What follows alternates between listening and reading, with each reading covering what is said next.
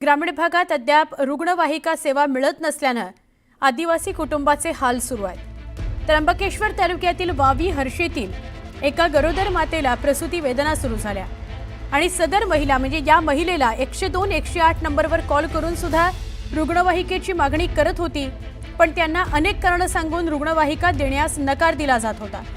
शेवटी त्या मातेला खासगी वाहनातून त्र्यंबकेश्वर इथं डिलिव्हरी करता नेत असताना पहिणे या गावाजवळ खासगी वाहनामध्येच तिची डिलिव्हरी झाली। सुदैवानं बाळ आणि गर्भवती माता सुखरूप आहे, पण रुग्णवाहिका न मिळणं, रुग्णवाहिकेला टोल फ्री नंबरला फोन केला की वारंवार कारणं सांगणं आणि रुग्णवाहिका न पाठवणं ह्या खूप गंभीर घटना आहेत। आमचे प्रतिनिधी लक्ष्मण घाटोळ यांच्याशी बोलूया। लक्ष्मण, महाराष्ट्रात अजूनही असे काही भाग आहेत जिथे रस्ताच नाही, त्यामुळे रुग्णवाहिका पोहोचत नाहीत। इथं रस्ता आहे, रुग्णवाहिका पोहोचू शकते, पण कारणं वेगवेगळी सांगून ती टाळाटाळ केली जाते, काय सांगाल? सुवर्ण, खरं तर हा प्रशासनातला हलगर्जीपणा आहे। कारण ज्या भागामध्ये ही महिला अँब्युलन्स बोलवत होती त्या भागामध्ये सहजरित्या सगळी वाहनं जातात असा तो टाकेहर्ष नावाचा भाग आहे। नाशिकच्या त्र्यंबकेश्वर तालुक्यातला हा सगळा परिसर आहे आणि आदिवासी बहुल हा सगळा भाग आहे।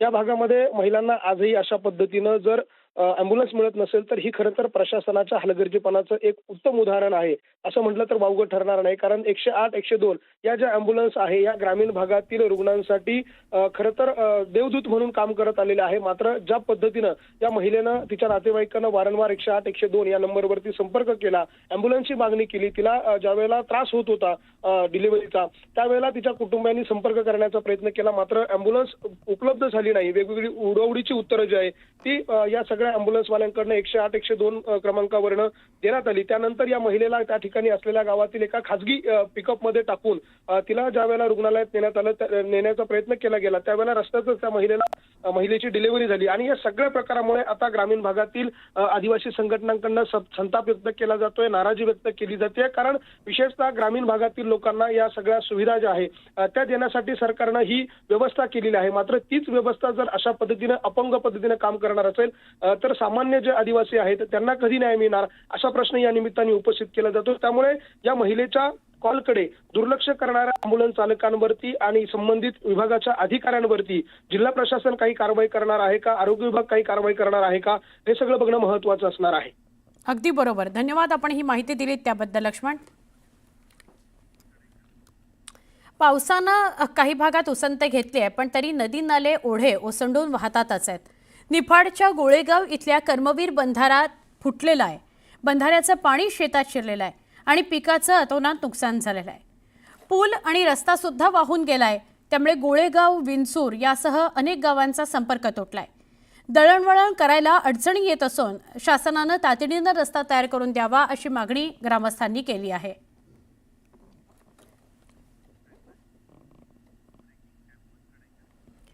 एक मोठी बातमी आहे, राज्यात सध्या साखर कारखान्यांच्या काटामारीचा विषय चांगला चिघळलाय आणि असं असताना कारखान्यांचे काटे तपासण्याकरता केंद्र सरकारनं दिलेली 15 मशीन्स राज्यात धुळखात पडून आहेत। 2014 मध्ये सुमारे 80 लाख रुपये किमतीची अद्यावत अशी मशीन्स केंद्रानं दिली होती, जेणेकरून काटेमारी काटे चोरी कुणी करू नये। अद्यावत अशी ही मशीन्स केंद्रानं दिली, पण कोल्हापूरच्या गोकुळ दूध संघाच्या कार्यालयात यापैकी एक मशीन धुळखात पडून आहे। गोकुळ दूध संघाचे नेते आणि संचालक हे अनेक कारखान्यांचे अध्यक्ष आहेत, त्यामुळे कुणाच्या आशीर्वादाने हे मशीन इथे आलं असा सवाल उपस्थित केला जातोय।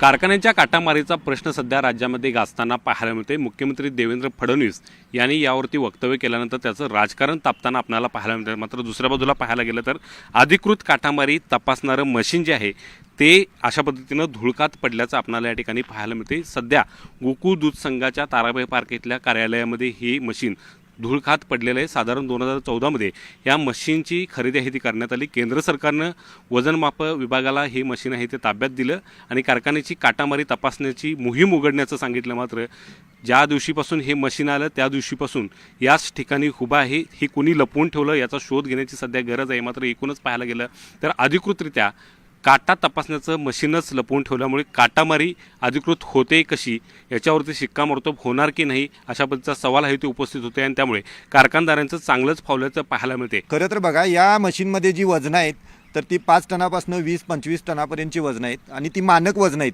ती केंद्र शासनाकडनं लीगल मेट्रोलॉजी ॲक्टनुसार जी अधिकृत वजनं लागतात ती वजनं या मशीनमध्ये आहेत. आणि अशी वजनं कोल्हापुरातल्या कुठल्याही वजनकाट्याच्या ऑफिसमध्ये नाही आहेत. या लोकांच्याकडे एवढी मोठ्या प्रमाणात वजनं नाहीत. 2-2 गाड्या 3-3 गाड्या इतर जिल्ह्यातनं बोलवून साखर कारखान्यांचे वजन काटे तपासावेत अशी शासनाची भूमिका होती. पण गेल्या 10 वर्षात मात्र हे मशीन लपवून ठेवलेलं होतं. हे अद्याप कुणाला माहीत नाही अशा पद्धतीनं होतं. यापूर्वी काही कारखान्यातल्या काही लोकांनी सांगितलं की वजन काट्याची गाडी यायची पण रेकॉर्ड काय नसायचं त्यांचं. वजन काटा गाडी घेऊन अधिकारी साखर कारखान्याच्या गेटवर जायचे, त्यांचा काय असेल तो ठरलेला व्यवहार प्रोटोकॉल पूर्ण व्हायचा आणि शेतकऱ्यांचे नरडी दाबायचं काम या अधिकाऱ्यांच्या या वाटमारी चोरीच्या प्रकारामुळं जोरदार सुरू झालेलं आहे. त्यामुळे हे एकच मशीन नाही तर अशा पद्धतीनं वजन काटा विभागाचा जो कारभार आहे तो अतिशय ढिसाळ आहे आणि भ्रष्टाचाराने बरबटलेला आहे. त्यामुळे माझी मुख्यमंत्र्यांना विनंती आहे की साखर कारखान्यांचा हा प्रश्न फक्त साखर कारखान्यापुरता नाही तर तो शेतकरी म्हणून ग्राहक म्हणून जो माणूस वजन काट्यापर्यंत जातोय त्याला या काटामारीला सामोरं जायला लागते. त्यामुळे या वजन काटा विभागाला सज्जड दम देऊन यांना कामाला लावलं पाहिजे. एकूणच या प्रकरणाची चौकशी होणार का आणि धुळकात पडलेले हे मशीन पुन्हा वापरात आणण्यासाठी प्रयत्न केले जाणार का हे पाहणं आता महत्त्वाचं असणार आहे. Video journalist Sandeep Patil, Dnyaneshwar Salunkhe, news 18 Lokmat, Kolhapur. सोलापुरातील सीना नदीकाठच्या 5 तालुक्यांना महापुराचा प्रचंड तडाखा बसला. राज्य सरकारनं मदत जाहीर केल्यावर शेतकऱ्यांनी त्यावर नाराजी नोंदवली. सरसकट नुकसान भरपाई देत 50,000 हेक्टरी मदत करा अशी मागणी शेतकरी करतोय. सोलापूर जिल्ह्याला सीना नदी महापुराचा मोठा फटका बसला होता. त्यामुळे अनेक जे शेतकरी होते ते उद्ध्वस्त झाले होते. आपण सध्या उत्तर सोलापुरातील शिवणी या गावात आहोत आणि हे शिवणी हे गाव तब्बल 7 दिवस सीना महापुराच्या पुरामध्ये वेढलं गेलं होतं. त्यामुळे शेतकऱ्यांचं मोठ्या प्रमाणावर नुकसान झालं होतं. आज राज्य सरकारने 32,000 कोटी रुपयांची जी आर्थिक तरतूद आहे ती शेतकरी आणि जे शेतवाहू जे जनावरे असतील किंवा इतर जे शेती संदर्भातील जे उपक्रम आहेत त्यांच्यासाठी जाहीर केलेले आहेत. मात्र त्यासाठी आपल्यासोबत बोलण्यासाठी शिवणी येथील शेतकरी आहेत. त्यांना आज पॅकेज जाहीर झाल्यानंतर काय वाटतं ते पाहू. ताई, आज सरकारने पॅकेज जाहीर केलं आहे 32,000 कोटींचं. कशा पद्धतीने बघता? एकतर आपण पाहतोय की आपली जी शेत जमीन असेल किंवा घर असेल पूर्णपणे उद्ध्वस्त झालं. मग कशा पद्धतीने ही मदत बघता? मदत ही सरकारनं जी केली आहे ती आमच्या अपेक्षापेक्षा कमी, त्याच्यापेक्षा सुद्धा कमीच आहे. आम्हाला आमच्या खात्यावर काय सध्या जमा झालेलं नाही साहेब. आणि आता हे एकरी 50,000 तरी त्यांनी द्यावे, कारण त्या 25,000 20,000 आमच्या लागवडीचा खर्च सुद्धा निघत नाही साहेब. तेवढ्यात लागवडीलाच आम्हाला 25,000 गेले. म्हशी 70-80 हजारपर्यंत आहेत. 37-50-37,000पर्यंत आमची जनावरांची किंमत नाही. आम्हाला एक गुराला 70 ते 80 हजार रुपये मिळाले पाहिजेत. लाख रुपयाची गुरं आहेत आमची. परवडत नाही आम्हाला. 80,000 लागते ते एकतरी. हां, आणि कोंबड्याची लुसकानी आम्हाला 50,000 रुपये द्यावं लागेल. सरकारने जरी मदत जाहीर केली असली तरी मात्र त्यामध्ये कुठल्याही प्रकारचं संतुष्ट जे आहे ते शेतकरी होताना दिसत नाही. त्यामुळे राज्य शासनाने अजून भरीव मदत करावी अशी मागणी त्याच्या शेतकरी करताना आपल्याला पाहायला मिळत आहे. प्रीतम पंडित, न्यूज 18 लोकमत, शिवणी, उत्तर सोलापूर.